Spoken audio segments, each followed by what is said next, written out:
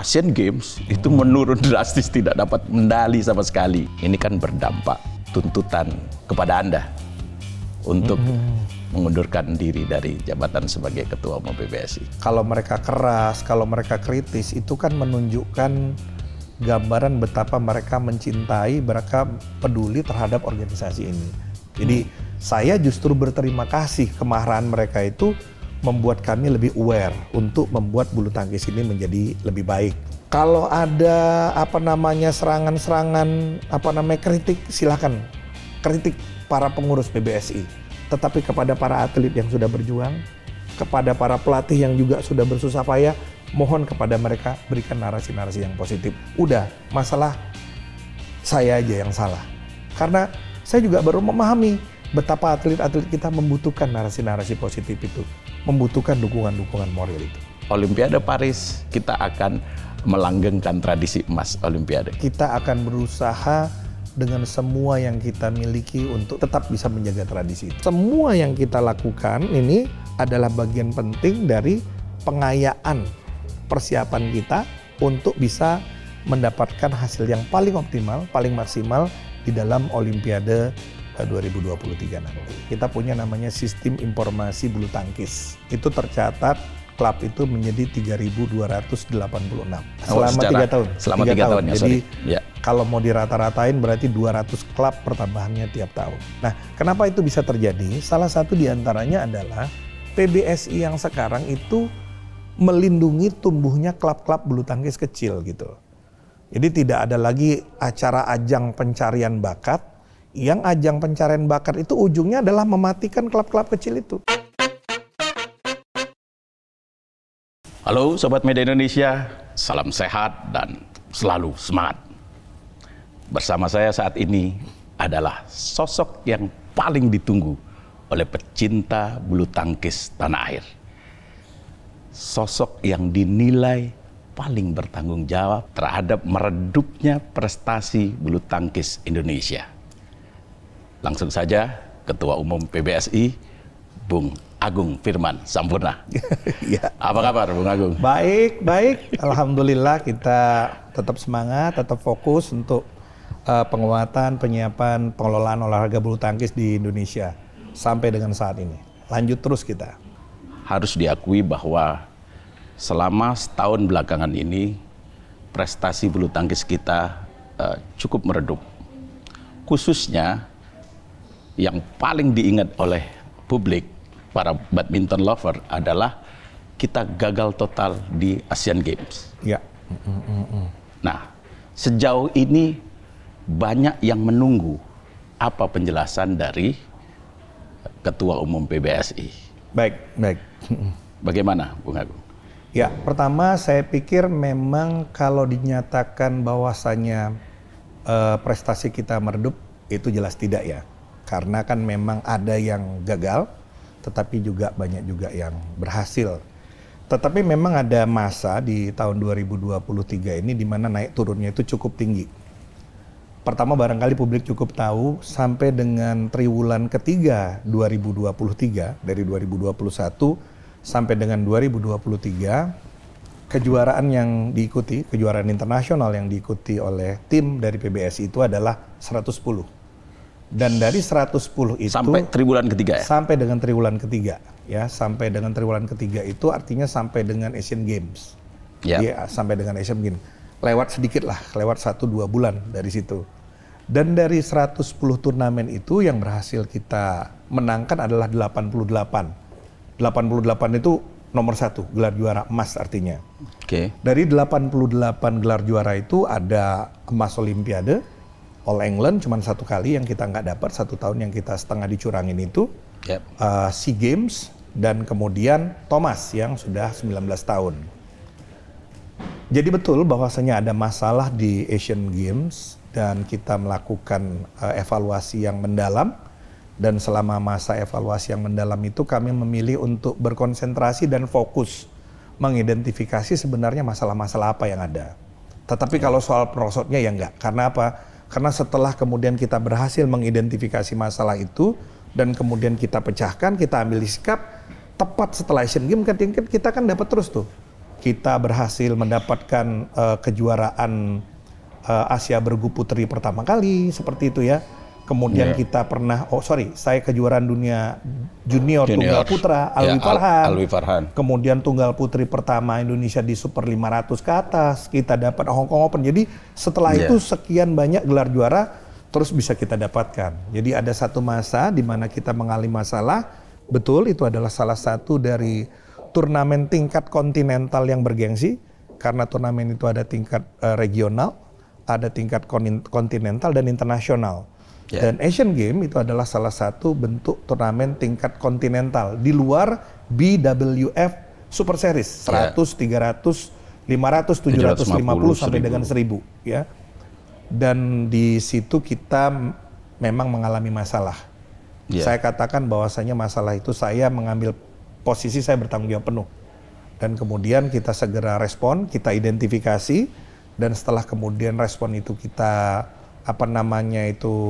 kita lakukan secara bertahap, kemudian sampai dengan sekarang prestasi kita membaik.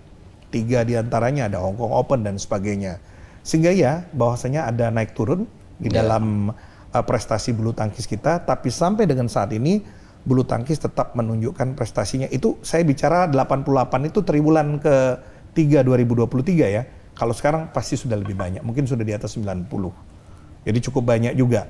Kita ikutnya banyak, dan dari yang ikut itu nyaris hampir di setiap event yang kita ikuti, kita bisa mendapatkan 1 atau 2 gelar juara.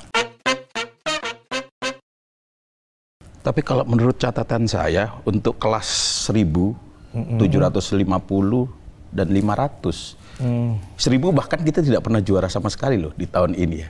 Ya, di tahun ini memang ada masalah yang di 1000 ya. Ya, 1000, dan itu juga bagian dari yang kita evaluasi. Nah, nanti kalau akan ditanyakan saya siap jawab apa yang kami lakukan, identifikasi masalah apa yang berhasil kita dapatkan dan apa yang sudah kita lakukan dalam konteks persiapan ke depan, karena kami melakukan penyiapan strategi yang sifatnya komprehensif yang kita bundling dengan program Road to Olympics. Posisinya seperti itu. Yang itu kami lakukan setelah kemudian ada masalah antara lain dipicu dengan masalah Asian Games. Jadi satu sisi ini merupakan kalau menurut pendapat saya, salah satu berkah yang terselubung juga, sehingga persiapan yang kami lakukan dalam rangka Olimpiade itu menjadi lebih dalam ya, lebih thoroughly ya, lebih komprehensif, dan kemudian menyentuh aspek-aspek penting yang memang mungkin selama ini walaupun sudah kita sudah kita sentuh ya, tetapi mungkin perlu perhatian atau treatment yang lebih baik. Kurang lebih seperti itu. Termasuk juga di kelas 700 ya. Nah, kalau 700 kan 790 750 dan 750 cukup bagus saya pikir. 750 kalau nggak salah kita baru dapat di kemarin ya, Jonathan Christie ya. Iya, itu kan bagian dari hasil evaluasi. Jadi bagian dari hasil evaluasi itu. Jadi penting untuk diketahui bahwasanya kami tidak abai.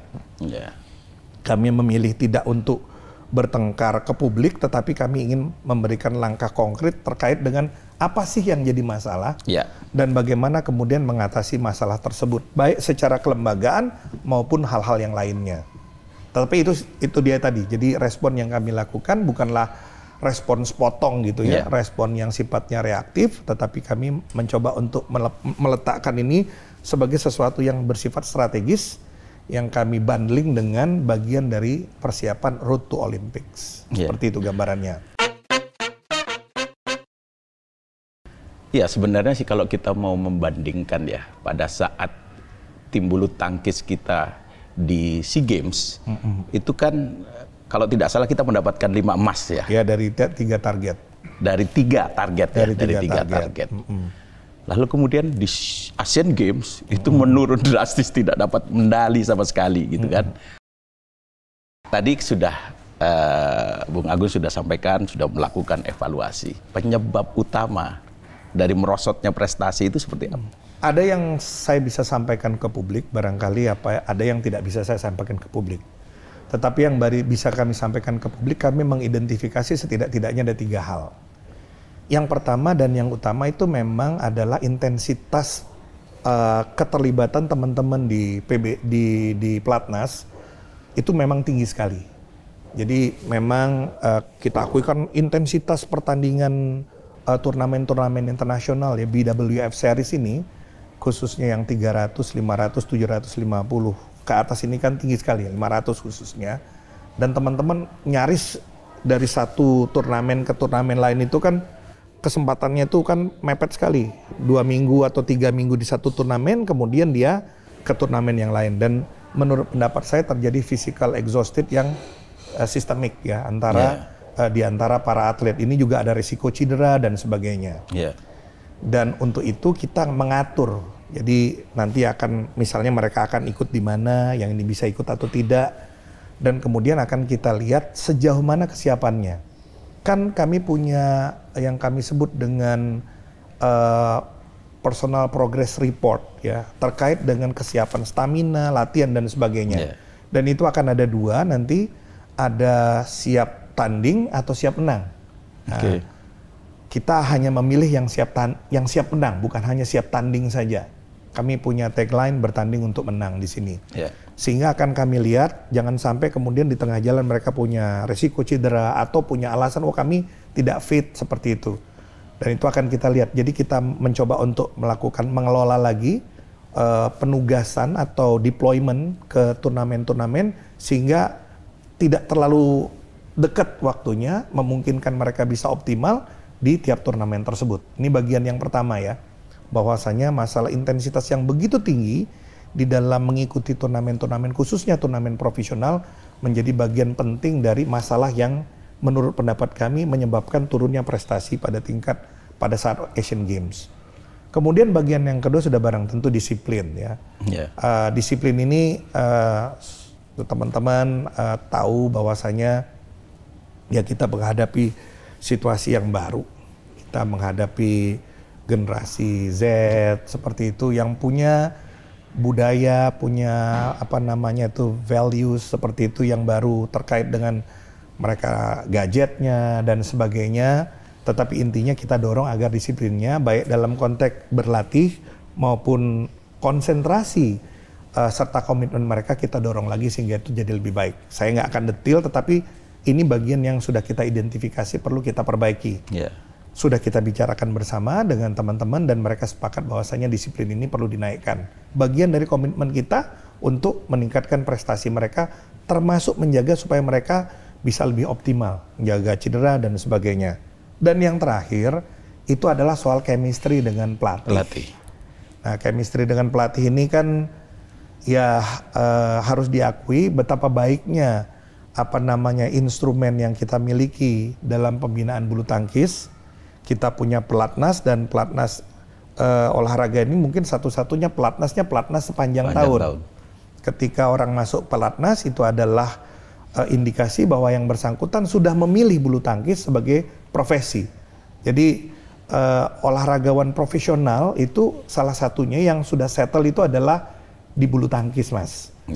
Dan karena dia adalah olahraga yang digemari, diminati begitu banyak, mereka yang tergabung di sini juga kemudian itu tampil di berbagai macam tempat. Nah, persoalannya adalah pelatihnya. Karena dianggap Indonesia itu menghasilkan atlet-atlet terbaik, pelatihnya juga tingkat permintaannya tinggi. Sehingga ketika terjadi perubahan aspek kepelatihan ini, kemudian juga berpengaruh dengan chemistry-nya dengan pemain. Kita tahu betul bahwasanya ternyata bukan hanya di bulu tangkis ya, tapi juga di olahraga yang lain, coach itu tidak hanya berpengaruh dalam melatih, tetapi coach juga berpengaruh dalam mengassist si atlet pada saat kemudian turnamen berlangsung. Mereka yang bisa kemudian secara komprehensif melihat apa yang terjadi pada atlet kita dan kemudian lawan dan kemudian memberikan preskripsi apa yang harusnya dilakukan. Sehingga kalau kemudian chemistry-nya kurang nih, ya kan, maka peran kepelatihan itu, perannya sebagai coach, bukan hanya sebagai trainer, tapi juga sebagai pendamping di dalam proses dalam turnamen itu menjadi tidak begitu optimal. Jadi inilah 3 hal kemudian yang bisa saya sampaikan ke publik, yang kita coba atasi, kemarin kita evaluasi dan kita coba atasi, dan dari situ kita bentuk satgasnya. Jadi kita ada yang namanya satgas dan kemudian kelompok kerja Road to Olympics. Dari situ secara bertahap kita coba atasi yang ini ya bagaimana, yang ini bagaimana, yang ini bagaimana, dan hasilnya tuh langsung nampak. Ya, alhamdulillah hasilnya langsung nampak, dan secara bertahap kemudian kita rebound lagi. Paling tidak kita bisa masuk ke tingkat semifinal atau final seperti itu. Pada saat yang sama juga kita harus menyadari, Mas, bahwa kompetisi di dunia bulu tangkis ini berbeda dengan dulu. Sekarang itu kita melihat bahwasanya negara-negara Eropa ya, Spanyol, Prancis, bukan cuma Denmark, itu muncul sebagai negara dengan atlet-atlet bulu tangkis yang bagus, yang punya kemampuan, yang punya talenta. Dan di Asia Tenggara sendiri, di Asia Tenggara sendiri kan tingkat persaingannya sangat kompetitif. Kita ada Thailand, ada Kun Lavut selain Malaysia, seperti itu. Dan sudah barang tentu tantangan-tantangan yang baru ini perlu direspon juga dengan cara-cara yang baru, yang lebih responsif. Dan saya yakinkan bahwa ke depan apa yang diharapkan oleh badminton lover, bahwasanya kami juga menyampaikan apa yang kami lakukan akan secara bertahap kami lakukan seperti yang kita lakukan pada saat ini. Dan beberapa waktu yang lalu pada saat Sirnas B saya diwawancara oleh beberapa teman-teman terkait apa sih yang sebenarnya terjadi dengan bulu tangkis kita ketika Asian Games ya, yang biasanya kita bisa dapat, kita nggak dapat satu pun. Itu kami akui sebagai satu masalah. Saya katakan saya bertanggung jawab penuh sebagai Ketua Umum PBSI, ya, walaupun kita juga sudah melakukan yang terbaik dalam hal ini, tapi saya bertanggung jawab penuh dan kita sudah respon, dan responnya alhamdulillah sudah mulai ada hasilnya. Nah, sekarang soal psikologi pemain, kan tadi disampaikan oleh Bung Agung bahwa pemain ini kan rata-rata dari Gen Z kan. Dan tentu saja itu di usia-usia yang secara psikologi masih rapuh lah. Nah, apakah ada keterlibatan psikolog, tim psikolog untuk mengatasi hal tersebut? Sebenarnya di awal kami menjadi pionir untuk membuat pengelolaan olahraga ini olahraga yang modern. Kami menggunakan sport science ya di sini dalam membangun sistem pengembangan olahraganya yang terukur. Di dalam itu kami melibatkan dokter ahli gizi untuk memantau bagaimana perkembangan gizi para atlet ini, apakah mereka overweight, apa kelebihan dan sebagainya. Dan tentunya kami juga menggunakan psikolog bahkan motivator. Tapi penting juga kita pahami bahwa atlet-atlet kelas dunia yang sudah masuk 20 besar atau 10 besar, kan sebenarnya kemampuan teknis dan staminanya tuh nggak jauh beda sebenarnya. Perbedaan terbesarnya itu adalah pada mental. Dan oleh karena itu peran mereka yang punya pengaruh untuk penguatan mental tuh menjadi signifikan. Untuk itu hasil diskusi dengan Ketua Pokja, Ketua Satgas, Pak Fadil Imran, Sekjen PBSI, kami akan mencoba untuk berbicara lagi dengan para pemain, dan beliau yang aktif nanti dengan Pokjanya beserta seluruh tim, kita baru tunjuk beliau sebagai Ketua Satgas, tetapi nanti timnya itu akan sangat aktif nanti setelah per Januari 2024, itu adalah salah satu program. Kita akan bentuk tim psikolog secara khusus yang akan melakukan pemantauan terhadap mental dari atlet kita, sehingga ada penguatan tekad, penguatan mental yang kita harapkan itu akan dapat membuat kemungkinan menangnya menjadi lebih tinggi. Kalau teman-teman lihat ya Grego sebagai contoh, Grego itu kan dari segi teknik sebenarnya kan bagus sekali ya, bagus sekali, nyaris nggak ada yang nggak bisa dikalahkan sama Grego. Kepada beliau barangkali cuman dibutuhkan penguatan mental. Kalau kita lihat kemarin kan Ginting sebenarnya sempat menang ya, satu set dengan Axelsen. Jadi sebenarnya yang kita lakukan sekarang tuh sudah sampai di situ. Bagaimana kemudian kita tambah lagi penguatan mental apa yang kita butuhkan sehingga dia bisa memenangkan semuanya. Axelsen bisa ditaklukkan ternyata, Grego bisa lebih bagus lagi daripada itu.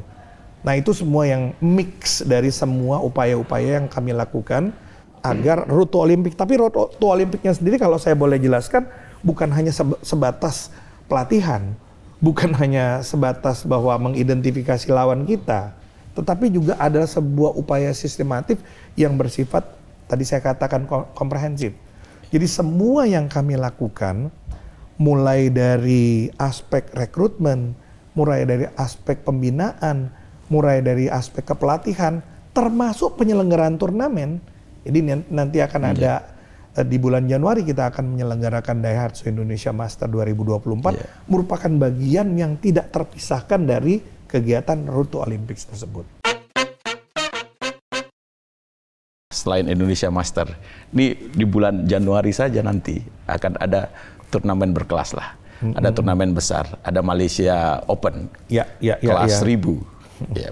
Terus kemudian Indonesia Master, ada India Open, kelas 750. Sudah berani menetapkan target buat para jadi pemain? Sekarang kan tadi kan kita sampaikan bahwasanya masalah kita itu intensitas. Ujungnya kan Olimpik nih. Iya, nah, betul. kita mau lihat nih waktunya.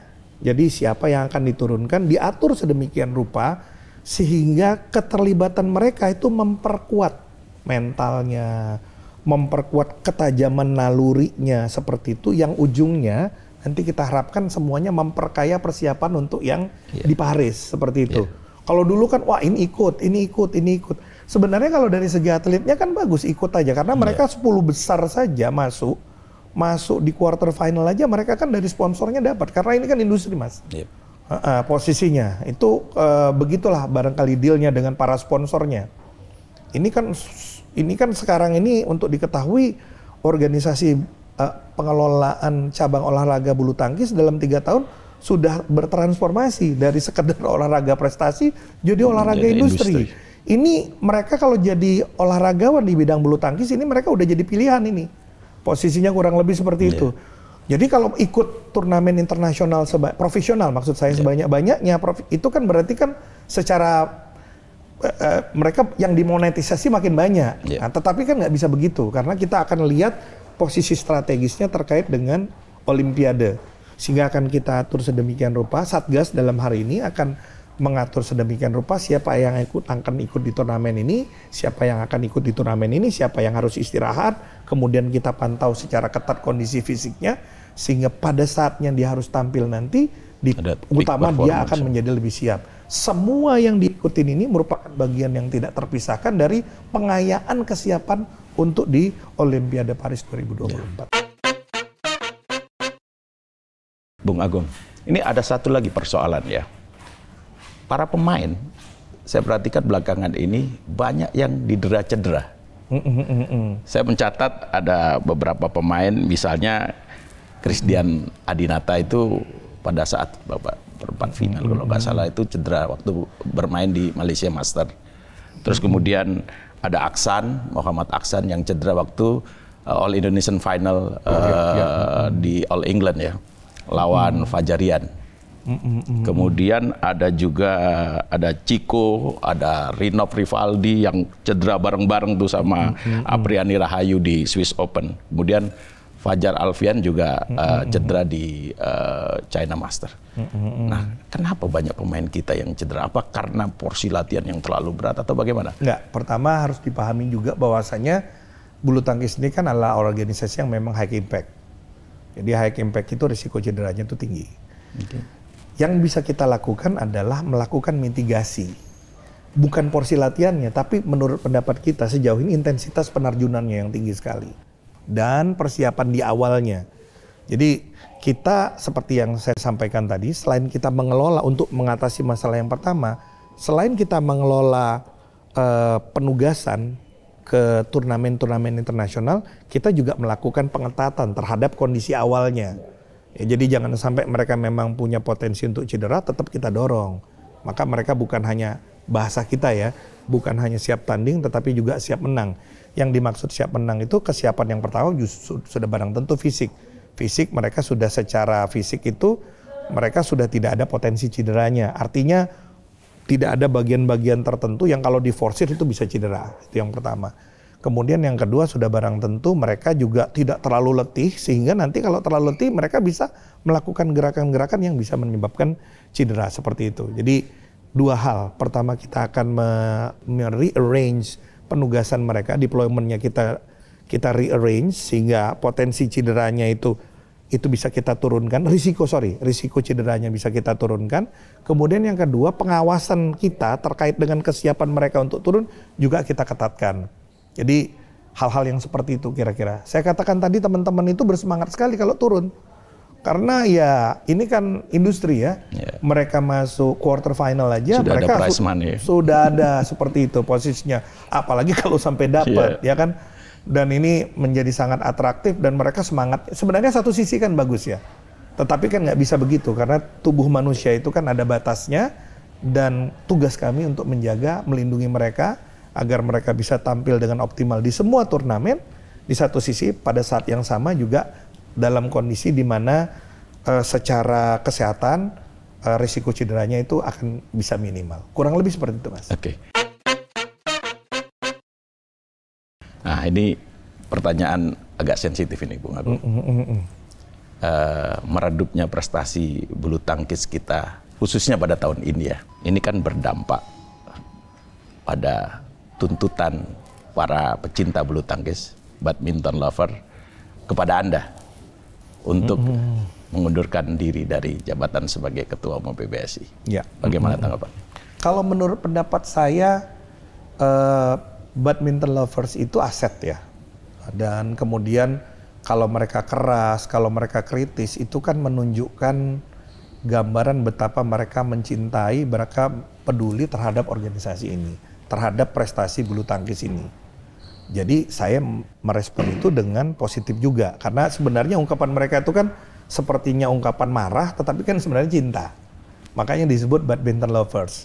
Maka saya katakan jawaban saya adalah jawaban juga dengan cinta.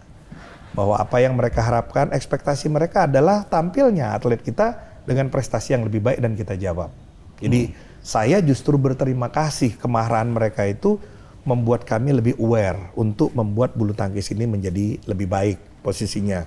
Apakah prestasi kita meredup? Nah tadi sudah saya sampaikan bahwasanya kami ikut 110, juaranya 88. Nah, sekarang mungkin sekitar 90-an lebih. Tapi harapannya kan untuk turnamen-turnamen berkelas kan gitu ya. Artinya begini. Betul bahwasanya Asian Games itu kita masalah. Itu kan kita akui. Kan masalah itu di mana masalah itu terjadi. Masalah itu ada beberapa. Kalau catatan saya sekitar 3 atau sampai dengan 4 turnamen selama 1 tahun. Ada turnamen selama 3-4 turnamen selama 1 tahun di mana kita tidak mendapatkan gelar juara sama sekali. Tetapi kemudian kan kita respon dengan seperti itu gambarannya, polanya. Dan ini juga bagus juga, baik bagi kami yang jadi yang dipercaya untuk memimpin pembinaan cabang olahraga ini maupun bagi semua elemen yang ada di dalam itu. Kepada atletnya, kepada kemudian para pelatihnya, bahwa ekspektasi, harapan masyarakat kepada kami ini tinggi. Dan itu gambarannya juga bagus. Artinya apa? Artinya mereka menyayangi olahraga ini, menyayangi para atletnya, menyayangi kita semua. Mari kita balas rasa sayang mereka. Mari kita balas rasa cinta mereka. Apa yang mereka sampaikan itu bukan seperti yang mereka sampaikan minta turunnya, tetapi adalah sesuatu harapan yang besar kepada kami dan secara bertahap harapan besar itu kita jawab, Mas. Seperti saya katakan tadi, begitu kejadian Asian Games, kami segera melakukan evaluasi yang mendalam terkait dengan apa yang sudah kami lakukan, dan kami memang mengidentifikasi ada sejumlah masalah. Beberapa di antaranya sudah bisa kita buka ke publik yang tadi saya sampaikan kepada Anda, dan kemudian hasilnya juga sudah ada. Jadi saya katakan lagi, memang ini merupakan vitamin yang bagus bagi kami untuk kami tetap punya komitmen yang tinggi, untuk kami tetap punya disiplin dan tetap punya semangat untuk membuat olahraga ini tetap menjadi olahraga yang menjadi kebanggaan kita semua. Dan Bung Agung punya waktu sampai akhir 2024. Betul. Nah, di 2024 ini kan ada Olimpik. Tadi sudah sempat dibahas ya kan, sudah dibuat tim Road to Olimpik ya, yang diketuai oleh Pak Fadil Imran. Kemudian ada juga Thomas dan Uber Cup ya. Awal waktu kepengurusan Bung Agung, prestasinya cukup gemilang. Bisa merebut kembali Piala Thomas yang sudah 19 tahun tidak kita dapatkan. bisa mempertahankan tradisi emas dengan Grisia Poli Apriyani Rahayu yang mendapatkan emas. Nah, di 2024 ini kira-kira apa target dari Bung Agung untuk mengembalikan kepercayaan dari badminton lovers? Pertama, kami akan all out ya. Kami semua di PBSI itu akan all out untuk menjaga tradisi emas Olimpiade ini. Dan kami percaya kami punya kesempatan untuk menghasilkan hal tersebut. Tapi saya pengen bilang bahwasanya emas Olimpiade ini sesuatu yang unik. Yang kita siapkan menurut pendapat kita bisa kita dapatkan, tiba-tiba nggak kita dapatkan, tetapi yang kita tidak kira-kira bisa kita dapatkan. Contohnya kemarin, sebenarnya yang sangat kita andalkan itu kan sebenarnya ganda putra. Men's double. Menurut pendapat saya itu ganda putra itu, menurut pendapat saya salah satu dari yang di sana, entah Hendra Aksan, entah apa namanya Minion dapat itu posisinya. Tapi ternyata justru yang dapat adalah Grisia Poli dan Apriyani Rahayu yang nggak kita sangka-sangka tampil begitu luar biasa. Keunikan-keunikan itu saya dengar-dengar juga terjadi di berbagai kegiatan, di berbagai olimpiade. Nah, keajaiban ini adalah bagian unik dalam sejarah kita yang kita dorong. Artinya begini, kira-kira kadang-kadang kita nggak tahu bahwasanya dari atlet-atlet yang kita dorong ini punya potensi-potensi istimewa yang dia muncul justru pada situasi yang seperti itu. Kami sedang mengidentifikasi hal-hal apa yang bisa men-trigger itu. Untuk itu kita dorong nih, bukan hanya men's double dan men's single saja, tetapi kita dorong semua sektor, sehingga kita berharap bukan hanya persiapan yang optimal, tetapi juga keunikan itu akan tetap jalan. Sudah barang tentu itu plus doa. Karena apa? Karena kalau yang itu sudah tidak bisa dijelaskan lagi bagian yang itu. Kita bisa melakukan upaya-upaya yang paling baik, tetapi pada saat yang sama kita juga tahu bahwasanya keunikan itu juga ada harapan di dalamnya. Ada harapan itu yang wujud kemudian menjadi kemenangan yang gemilang itu. Jadi saya katakan lagi, betapa persiapan yang kami lakukan sekarang ini optimal. Kami juga akan melakukan komunikasi publik yang lebih intens dengan media dan juga dengan badminton lovers, supaya mereka banyak lebih terlibat lagi, kualitas perlibatannya lebih baik. Tapi pada saat yang sama beri dukungan juga kepada kami. Kalau ada serangan-serangan kritik, silakan kritik para pengurus PBSI. Tetapi kepada para atlet yang sudah berjuang, kepada para pelatih yang juga sudah bersusah payah, mohon kepada mereka berikan narasi-narasi yang positif. Udah, masalah saya aja yang salah. Ya biar saya ajalah yang nanggungnya. Tetapi kepada atlet kita, kepada para pelatih kita, mohon diberikan kepada mereka narasi-narasi yang positif. Karena saya juga baru memahami betapa atlet-atlet kita membutuhkan narasi-narasi positif itu, membutuhkan dukungan-dukungan moral itu. Tradisi emas itu kan sangat dijaga ya. Mulai dari zaman Susi Alan di Olimpiade Barcelona, terus kemudian ada Ricky Rexi, ada Taufik Hidayat, kemudian sampai yang terakhir Apriyani Rahayu dan Grisia Poli. Dan itu pasti sangat diharapkan oleh publik. Nah, berani tidak Bung Agung katakan bahwa Olimpiade Paris kita akan mendapatkan atau kita akan melanggengkan tradisi emas Olimpiade? Kita akan berusaha dengan semua yang kita miliki untuk bisa tetap bisa menjaga tradisi itu. Kita akan menjaga itu. Sisanya ya doa. Kita akan berusaha at all cost ya, dengan semua kemampuan yang kita miliki, dengan semua semangat, komitmen, disiplin yang kita miliki, kita akan dorong agar kita bisa mempertahankan tradisi emas itu. Maka saya katakan tadi bahwa karena dia merupakan bagian pamungkasnya, ya kan sebenarnya kalau pamungkas itu kan satu olimpiade di tiap kepengurusan. Nah, kebetulan saya dua ini. Maka saya katakan yang semua yang kita lakukan ini adalah bagian penting dari pengayaan persiapan kita untuk bisa mendapatkan hasil yang paling optimal, paling maksimal di dalam Olimpiade 2023 nanti. Kurang lebih seperti itu gambarannya. Meskipun di tengah menurunnya prestasi. Kan sekarang sudah mulai bagus kan? Kan sudah bagus. Kemarin memang nggak dapat, tapi sebelumnya kan cukup bagus nih. Cukup bagus. Saya katakan ada Hong Kong Open. Ya setelah itu kan ada beberapa kali yang dapat kan. Kejuaraan dunia junior tunggal putra, junior, kemudian tunggal putri. Ya kan dapat posisinya. Berarti kan setelah itu kan sejumlah kejuaraan berhasil kita raih. Teman-teman juga ya minimal bisa semifinal atau final, seperti itu polanya. Ya mudah-mudahan ini tren ini akan terus berlangsung, terus meningkat. Ya sampai dengan pada waktunya kita bisa mendapatkan yang terbaik. Sejauh ini persiapan-persiapan yang kita lakukan, apa yang kita lakukan sudah memberikan hasil. Nah, kita berharap ini akan bisa kita pertahankan. Kita bisa kemudian memitigasi berbagai risiko terkait dengan masalah cedera fisik, seperti itu. Dan di atas semua itu kita bisa mengelola kesiapan mental dari atlet-atlet kita ini, sehingga pada saat mereka bertanding mentalnya itu betul-betul mental juara.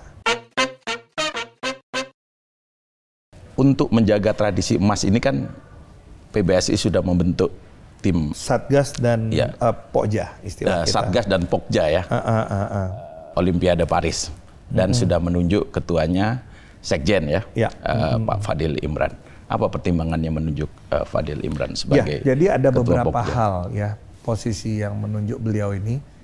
Pertama kita tahu betul bahwasanya bulu tangkis ini adalah olahraga yang di tingkat kementerian lembaga di Indonesia yang paling populer itu ada beberapa kan, ada yang olahraga di situ tenis budayanya ya, ada yang tenis meja, pingpong seperti itu, ada yang sepak bola. Tetapi di kepolisian bulu tangkis ini adalah yang setengahnya tuh paling membudaya, jadi tradisi.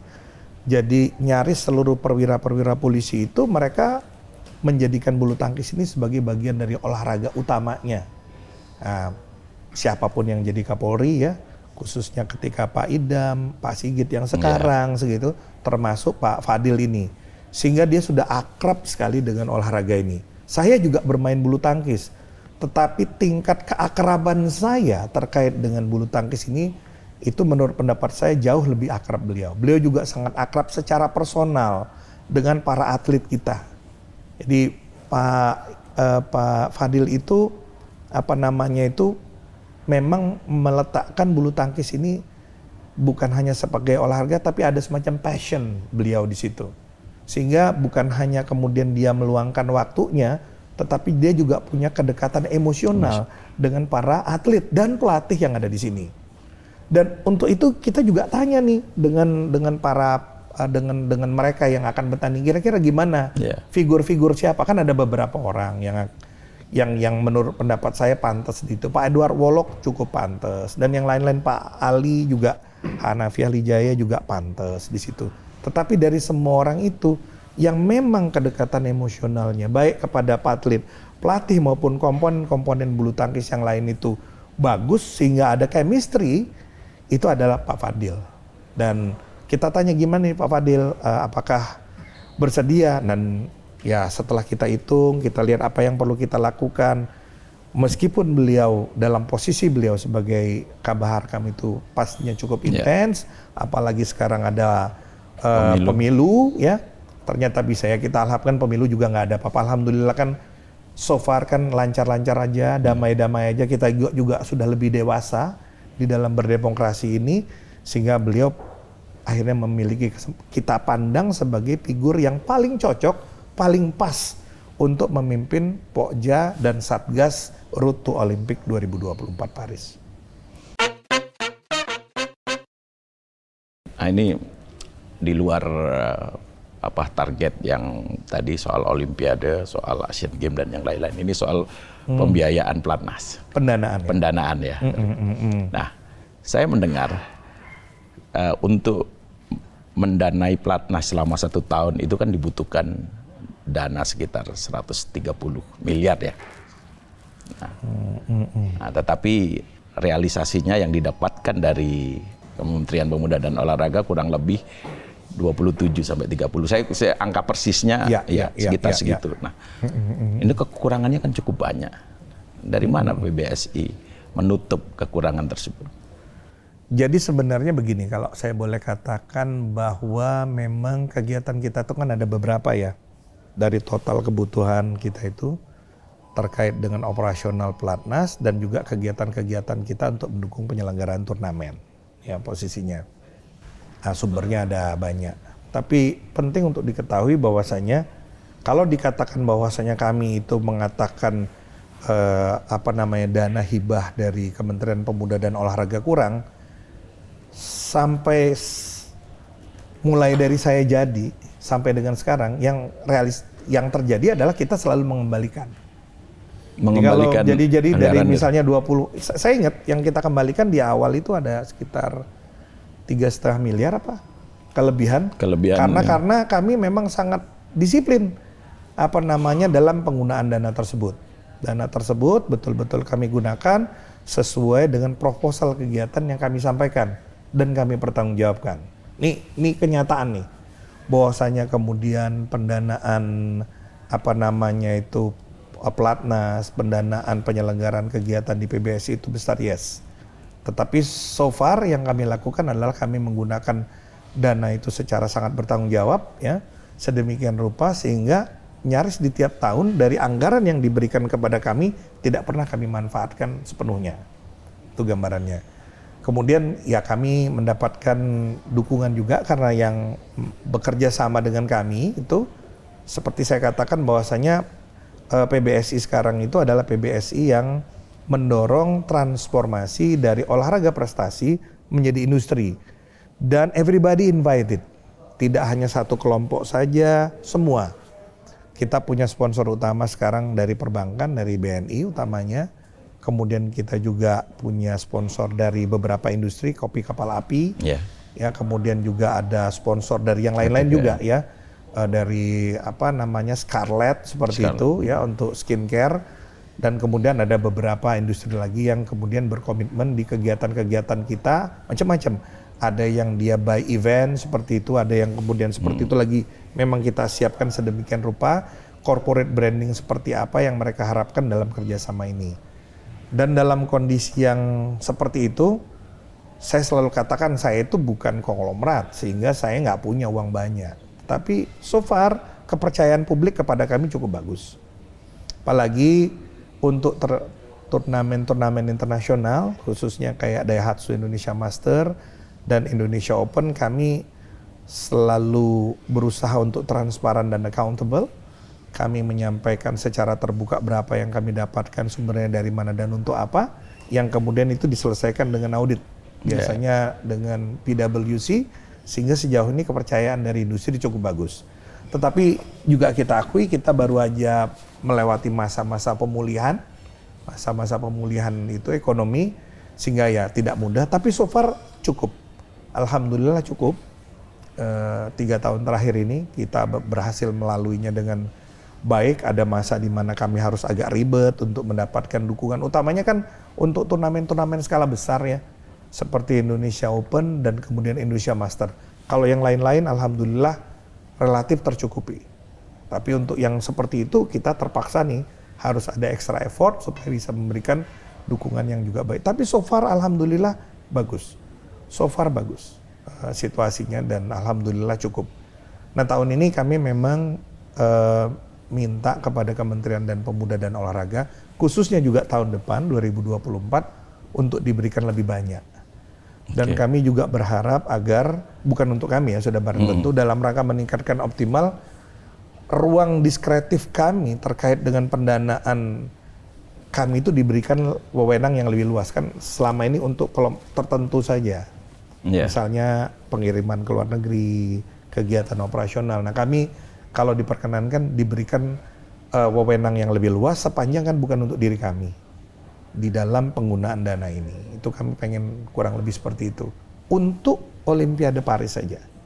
Jadi daripada kemudian dialokasikan misalnya nih ada anggaran untuk misalnya mereka yang menang, lebih baik untuk persiapannya. Karena kalau mereka menang, itu masyarakat akan berlomba-lomba nanti berkontribusi memberi kepada yang menang. Yang penting sekarang itu melalui kegiatan ini mungkin kami lebih menyarankan agar pendanaan, dukungan pendanaan yang utama itu adalah dukungan pendanaan terkait semua kegiatan yang kami lakukan untuk persiapan menuju Olimpiade Paris. Sejauh ini hubungan dengan teman-teman di pemerintah, di Kementerian Pemuda dan Olahraga, termasuk di KONI dan KOI sangat baik. Ini hanya ada sebuah case karena memang ada batasan penggunaan dana tersebut. Jadi boleh digunakan untuk apa? Tidak semua. Nah, kami pengen itu di keran itu dalam rangka persiapan Olimpiade ini dibuka lebih luas gitu, sehingga setiap kegiatan yang kami lakukan dari sekarang sampai dengan Olimpiade Paris merupakan bagian yang tidak terpisahkan dari persiapan itu sendiri. Jadi bukan hanya untuk, mungkin termasuk juga dana yang kami terima mendukung juga beberapa penyelenggaraan turnamen sebagai bagian yang tidak terpisahkan. Kurang lebih seperti itu. Tapi selama ini alhamdulillah tercukupi. Kalau pengeluaran pendanaan yang paling besar di Platnas itu apa itu? Salah satu, kalau sekarang itu pendanaan yang terbesar di Platnas itu adalah in total ya, itu kan penyelenggaraan turnamen. Penyelenggaraan turnamen. Kalau pengiriman ke luar negeri itu so far cukup. Ternyata penyelenggaraan turnamen kan kita punya turnamen nasional yang terjadwal dan juga punya turnamen-turnamen internasional. Nah, khususnya untuk yang turnamen internasional itu yang namanya kita butuh dukungan pendanaan. Nah, pembelian kelengkapan di Platnas juga seperti pembelian shuttlecock juga itu kenapa impor ya itu? Ya, sebenarnya kita berusaha juga untuk didorong yang terbaik ya ke teman-teman. Tetapi kita lagi lagi lihat mana yang paling, kan sekarang posisinya kan adalah kita memberikan yang terbaik untuk para atletnya nih. Atlet ini kan juga ada ininya juga kalau dia udah biasa pakai seperti itu. Tetapi untuk sekarang kita mencoba lihat mana yang bisa dihasilkan secara domestik, mana yang impor lagi kita lihat ini. Dan itu tidak lepas juga komunikasi kami dengan yang make, karena saya kan nggak make, kan yang make itu kan adalah para atletnya. Nanti kita tanya bagaimana, apakah mereka bersedia kalau kemudian kita lakukan itu kombinasi antara misalnya kok yang impor dengan misalnya kok yang dalam negeri, seperti itu gambarannya. Termasuk juga penggunaan kok yang dari para sponsor, kan kita kan juga kerjasama ya dengan beberapa sponsor. Tapi risikonya ketika kita impor shuttlecock itu kan berdampak pada biaya kan ya pasti. Tapi kan tidak terlalu besar. Tidak terlalu besar itu. Itu tidak terlalu besar. Soalnya saya mendengar itu biayanya hampir 1 miliar per bulan itu untuk shuttlecock. Ya, jadi kalau kita jadiin seluruhnya kan 12 kan. Kalau 130 10% kan nggak sampai kan. Jadi besar sekali itu juga enggak. Kalau toh mau diturunkan jadi 500 juta kan tetap aja nggak bisa menghemat 130 miliar kan posisinya. Ini lebih kepada keberpihakan kita kepada kebijakan pemerintah untuk menggunakan produk-produk dalam negeri posisinya. Maka kita perlu melihat kombinasi di mana kita tetap bisa mendukung program pemerintah dan memang harus kita dorong apresiasi kita, utilisasi kita terhadap produk-produk dan untuk supaya mengembangkan, memperkuat industri kita di dalam negeri. Tapi pada saat yang sama kita juga menjaga moodnya atlet-atlet kita sehingga dia tetap bisa terbiasa, kurang lebih seperti itu. Sehingga persiapan kami untuk memberikan hasil yang terbaik di dalam turnamen-turnamen internasional di mana atlet-atlet kita diterjunkan tetap bisa kita jaga. Saya melihat ada gejala yang sangat positif ini di masyarakat ya. Kita lihat banyak lapangan-lapangan bulu tangkis, bahkan beberapa lapangan futsal berubah fungsi menjadi lapangan bulu tangkis. Munculnya klub-klub bulu tangkis di kantor, di organisasi-organisasi mahasiswa, rekreasi sportnya itu bulu tangkis. Ini kan sekarang menunjukkan bahwa bulu tangkis itu ada di mana-mana kan, gitu kan, seperti lagunya Mang Koko kan, badminton di mana-mana kan. Bagaimana strategi dari Bung Agung itu semakin menggaungkan badminton ini menjadi bukan hanya kebanggaan nasional ya, bukan hanya sebagai alat pemersatu bangsa, tetapi juga menjadi olahraga yang digandrungi oleh kita semuanya, terutama dari kalangan muda. Ya. Jadi pertama saya ingin menyampaikan dulu data-data dulu ya. Sampai dengan kurang lebih triwulan ketiga 2023 dalam sistem informasi kita punya namanya sistem informasi bulu tangkis. Kita bikin seperti itu tercatat klub itu menjadi 3.286 dan itu nambahnya 600 klub baru di tahun ini. Enggak, selama 3 tahun. Selama 3 tahun ya, jadi kalau mau dirata-ratain berarti 200 klub pertambahannya tiap tahun. Kemudian atlet aktif kita itu naik dari kurang lebih 40.000 atlet aktif menjadi 75.000 atlet aktif. Nah, kenapa itu bisa terjadi? Salah satu diantaranya adalah PBSI yang sekarang itu melindungi tumbuhnya klub-klub bulu tangkis kecil gitu. Jadi tidak ada lagi acara ajang pencarian bakat, yang ajang pencarian bakat itu ujungnya adalah mematikan klub-klub kecil itu. Nggak ada. Jadi kami tidak dukung acara pencarian bakat itu. Kami melindungi klub-klub kecil yang mereka berinvestasi, merekrut anak-anak mulai dari usia dini, kemudian mendidiknya terus ya sampai dengan taruna, remaja, pemula seperti itu, sehingga klub-klub kecil itu tumbuh di mana-mana. Ya kan, untuk diketahui bahwasanya salah satu instrumen penting dalam industrialisasi olahraga itu adalah kepemilikan gelanggang olahraga. Jadi kalau gelanggang olahraga ini hanya dimiliki oleh pemerintah, Anda nggak usah mimpi dia bisa jadi industri. Nah di Indonesia, kepemilikan gelanggang olahraga ini untuk bulu tangkis, kan dia kan indoor ya, itu sebagian besar dimiliki oleh swasta. Saya harus lihat datanya. Tetapi rata-rata tuh dimiliki oleh swasta. Memang dia bisa multifungsi ya, bisa untuk kawinan, tetapi itu dimiliki oleh swasta. Dengan kepemilikan GOR yang besar ini, akhirnya orang melihat bahwasanya ini adalah satu industri yang menarik gitu. Orang datang, kemudian menggunakan tempat berlatih. Kita kalau dibandingin sama Singapura, itu memang untuk satu wilayah memang Batam itu kan paling banyak GOR-nya. Tetapi kalau dibandingkan dengan Singapura masih kalah. Singapura tuh banyak sekali GOR bulu tangkis, jadi olahraga utama. Tapi orang tua Singapura tidak memberikan anaknya untuk jadi atlet bulu tangkis. Nah kita dorong itu, jadi kita memastikan agar kita melindungi tumbuhnya klub-klub kecil, ya, sehingga mereka berinvestasi untuk mendirikan klub-klub baru dan tidak kemudian khawatir setelah mereka berinvestasi pemainnya main caplok aja dia ambil ya, posisinya. Kemudian yang kedua adalah kami mencoba untuk melibatkan generasi muda. Yang kita maksud di sini adalah Gen Z ya dan milenial khususnya untuk terlibat di dalam kegiatan. Kami mau narik mereka. Posisinya kurang lebih begitu. Gen Z kita ini kan adalah generasi yang paling cerdas ya. Tapi pada saat yang sama kadang-kadang mereka juga disebut generasi rebahan. Nah kami mau narik mereka keluar. Anak-anak pinter ini, anak-anak cerdas, ayo kita keluar, kita olahraga. Dan salah satu diantaranya kami sedang melihat potensi badminton air. Karena kan kalau kita bicara badminton kita butuh indoor. Nah, supaya badminton air ini menjadi salah satu pilihan sehingga lebih terbuka kesempatan orang untuk bermain badminton. Misalnya kalau Anda lari keluar, Anda misalnya kasih contoh lah ya, di Gelora Bung Karno, kan itu kan luas sekali. Anda cukup bawa, kan itu kan bisa ditenteng-tenteng, bisa portable. Portable dia bisa main di luar. Kurang lebih seperti itu.